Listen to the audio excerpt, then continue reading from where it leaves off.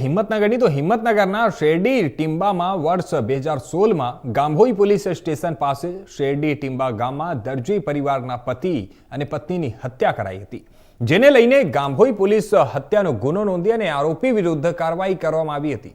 ત્યારે તાજેતરમાં જ સેશન્સ કોર્ટ દ્વારા આરોપી અરવિંદ અમૃતભાઈ પ્રજાપતિને જન્મટીપ સજા કરી છે। આ ભોગ બનનાર પરિવારના 4 સભ્યોએ જિલ્લા કાનૂની સેવા મંડળની મુલાકાત દરમિયાનમાં ભૂતકાળમાં પણ પરિસ્થિતિને માનસિક તથા સામાજિક જીવન નિર્વાહનની મુશ્કેલીઓ રજૂઆત કરી હતી અને ત્યારબાદ કોર્ટ ભોગ બનનારના પરિવારના 4 સભ્યોને વિક્ટિમ કોમ્પન્સેશન દ્વારા વળતર મંજૂર કરવા જિલ્લા કાનૂની સેવા મંડળને રજૂઆત કરી, જેમાં ભોગ બનનાર પરિવારને હિંમતનગરના શેરડી ટીંબા ગામમાં પુનઃ સ્થાપના કરવામાં આવ્યું હતું અને સાથે જ મૃતક દંપતીના પરિવારને 20 લાખની આપવાની પણ હુકમ કરવામાં આવ્યો હતો। ન્યાયાધીશ સીપી ચારણ, જિલ્લા કલેક્ટર લલિત નારાયણ સાંધુ તથા જિલ્લા પોલીસ વડા ડોક્ટર પાર્થરાજસિંહ ગોહિલ અને સિવિલ સર્જન ડોક્ટર બીજે પટેલ ઉપસ્થિત રહ્યા હતા। નવરાત્રિના બોલાચાલાની વખતે આ મારા છોકરાનું મર્ડર થયેલું શરદ પૂનમના દિવસે, અને એ પછી અમે આ ઘટના છોડી અહીંયાથી ખેડમાં 9 વર્ષથી રહેતા હતા। અત્યારે અમને પીએસઆઈ સાહેબ અને ગામ લોકો, હિંમતનગરથી જજ સાહેબ બધાને અમને એકત્રિત કરી આજે ધનતેરસના દિવસે અમને ઘેર લાવ્યા છે અને સરકારની અમને 20 લાખ રૂપિયા સહાય આપવાનું કીધું છે। એ બદલ ધન્યવાદ।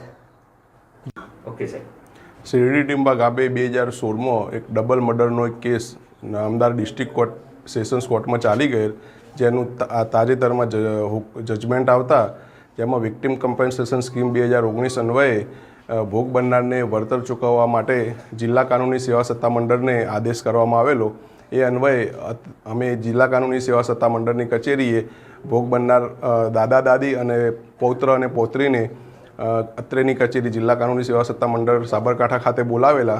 તેમાં તેઓને તેમના બનાવ બાબતે પૂછતા તેઓ 10 વર્ષથી ગામ છોડીને બીજે રહેવા જતા રહેલા છે, જે અન્વયે એમને તાજેતરમાં અમને રજૂઆત કરેલ કે અમે ગામમાં પરત જવા માગીએ છીએ, તો તે બાબતે મને મદદ કરવા જણાવેલ છે। જે બાબતે અમે ગાંભોઈ પોલીસ સ્ટેશન પીઆઈ સાહેબ શ્રી રબારી સાહેબ તેમજ અમારા જજ સાહેબના હુકમના આધારે ભોગ બનનારનાઓને અત્રેની ગામમાં રૂબરૂ બધાને આગેવાનોને સરપંચશ્રીઓને બોલાવીને બધાને ભેગા કરીને ગામ મિટિંગ કરેલી અને તેમાં તેઓનું પુનઃવસવાસ માટે વ્યવસ્થા કરવામાં આવેલી છે।